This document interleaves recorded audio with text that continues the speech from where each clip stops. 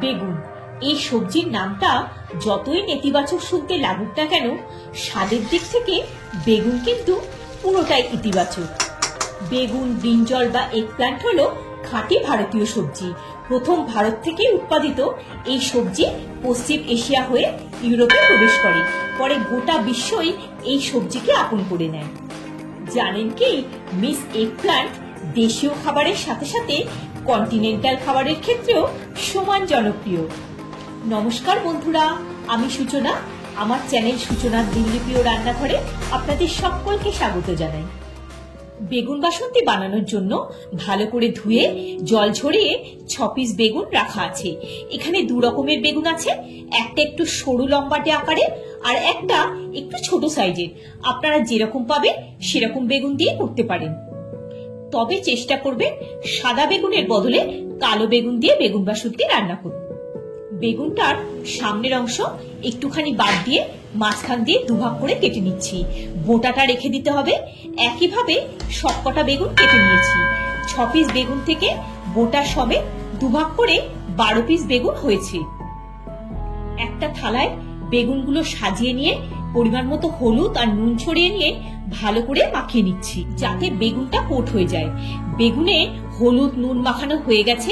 একটা মিক্সিং জারে 1 টেবিল চামচ পোস্ত, 3 টেবিল চামচ নারকেল কুচি, পুরানো নারকেলও নিতে পারে, 2টো কাঁচা লঙ্কা নিয়ে নিয়েছি।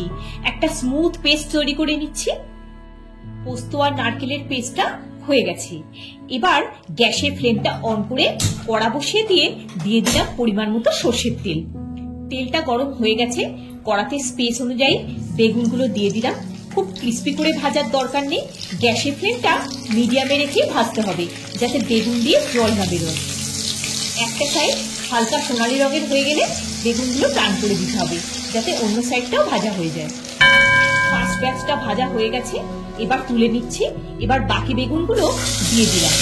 একইভাবে এই বেগুনগুলো ভেজে নিচ্ছি। ওই তেলে 1/2 চা চামচ কালো জিরে আর 2টো কাঁচা লঙ্কা দিয়ে একটু নাড়াচাড়া করে নেব। একটা বোলে 2 টেবিল চামচ রেডিমেড কাসুন্দি নিয়ে নিয়েছি। সর্ষে বাটার পরিবর্তে এটা ব্যবহার করছি। বেগুন বাসন্তী একটা সাবেকি রান্না, ভাত পোলাও এর সাথে অনবদ্য লাগে। কাসুন্দির সাথে পোস্ত আর নারকেল বাটার পেস্টটা মিশিয়ে নিলাম। এবার গরম তেলে পেস্টটা দিয়ে ভালো করে কষে নিতে হবে যতক্ষণ না মশলা দিয়ে তেল বের হয়। নামের সাথে সাথে তরকারিটা দেখতেও বাসন্তী রঙের হয়, তাই এখানে বেশি মাত্রায় লাল লঙ্কা গুঁড়ো ব্যবহার করা যাবে না। 1/2 চা চামচ কাশ্মীরি লঙ্কা গুঁড়ো, 1 চা চামচের একটু কম হলুদ গুঁড়ো, স্বাদ মতো নুন দিয়ে ভালো করে মিক্স করে নিলাম।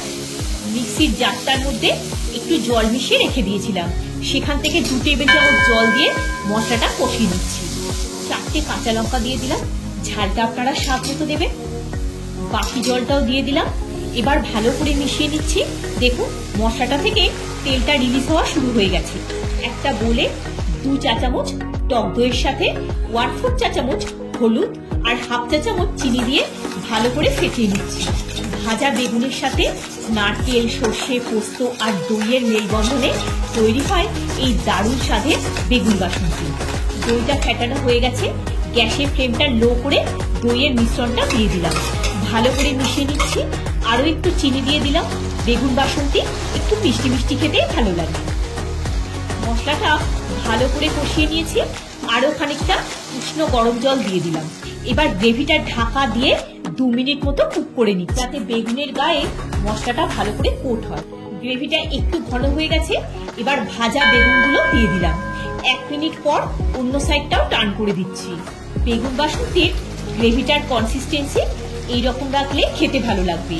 বেগুন বাসন্তী রেডি। গ্যাসের ফ্লেমটা বন্ধ করে দিলাম। এবার সার্ভ করে দিচ্ছি। একটা প্লেটে প্রথমে বেগুনটা সাজিয়ে নিচ্ছি। বেগুনগুলো সাজিয়ে নিয়ে আরো একটু গ্রেভি দিয়ে মাঝখানে 2টো নারকেলের স্লাইস দিয়ে গার্নিশ করে দিলাম। তাহলে বন্ধুরা, ভেজ নন ভেজ যাই মেনু সেট করুন না কেন, মেনুতে বেগুন বাসন্তী রাখতেই পারেন। ভিডিওটা যদি ভালো লেগে থাকে একটা লাইক দিয়ে চ্যানেলটা সাবস্ক্রাইব করে পাশে থাকার অনুরোধ রইল। সবাই খুব ভালো থাকবে, সুস্থ থাকবে। দেখা হচ্ছে পরের একটি পর্বে। ধন্যবাদ।